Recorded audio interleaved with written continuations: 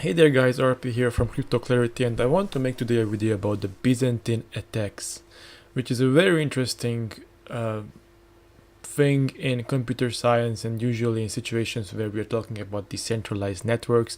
And I think it helps to understand cryptocurrency better and to understand parts of cryptocurrency solutions and why are they there. I mean, the solutions, why are they there? Why is proof of work there? Why is proof of stake there and stuff like this? So this is what we're talking about now, but it's gonna be only in a nutshell now, the Byzantine attacks, and then we will talk about the actual implications to Bitcoin in another video, which you will see at the end of this video. It will be like an annotation. So let's get to it.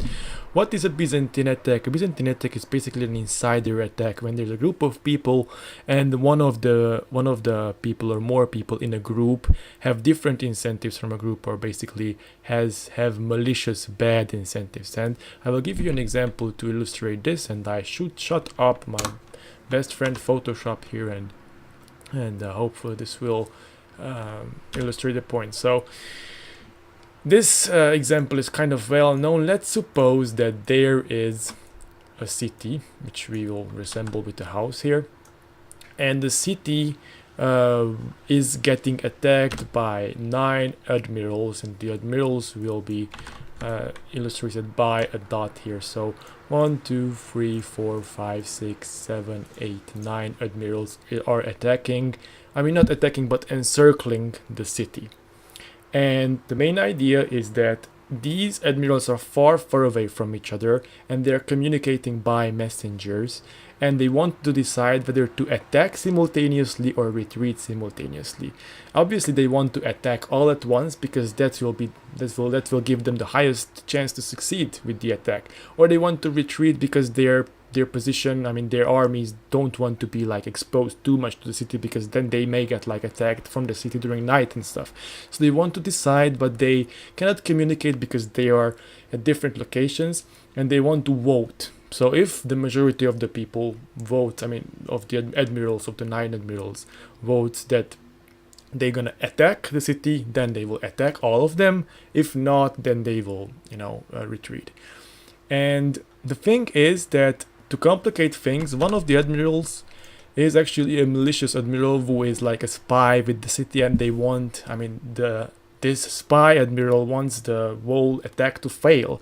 So every admiral sends his vote to each of the other admirals. So basically this guy sends to this guy, this guy, this guy, and to every admiral, and every admiral does the same thing. So everybody knows which of the decision gets more votes.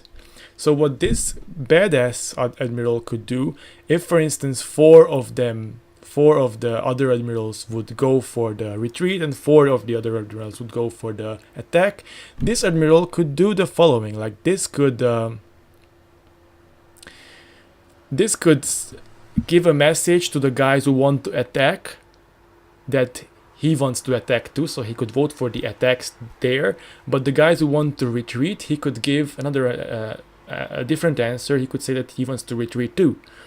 So 4 of the admirals would retreat, 4 of them would attack, and then the attack would fail, obviously, because they would be outnumbered by the defenders in the city. And basically this guy could game the whole thing. And this is the Byzantine attack problem. Basically, the basic idea of the Byzantine attack problem is that how can we prevent somebody with malicious intentions to abuse the situation where he has an equal vote or some kind of vote in a system. And this is the basic idea of the Byzantine attacks. How could we counter this? That's the other question. How could we counter this? Well, for one, and this is kind of what Bitcoin does in a very, very, very basic level, and it's not only this, but this is what Bitcoin does. What if we could send all the results to all the votes to everyone, just like we did before, but we could also send all the votes what we got from every other admiral to everyone. So this would be like basically a public ledger, and everybody would have a public ledger, and it would knock out like somebody could see if this admiral would send half of the results being for attack and half of the results going for a retreat. This would be like very, very visible in that document. Like everybody would see like, hey, this guy is malicious, and then they could just exclude him from the vote, and they could also attack him. So this is one solution, and this is like a ledger in the Bitcoin. So you can see all the transactions there. Obviously, we didn't talk about mining yet, but this is kind of the solution there. So this is one solution.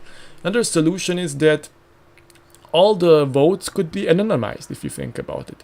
So if the malicious voter wouldn't have any idea from where did he get which vote, he would not be able to respond with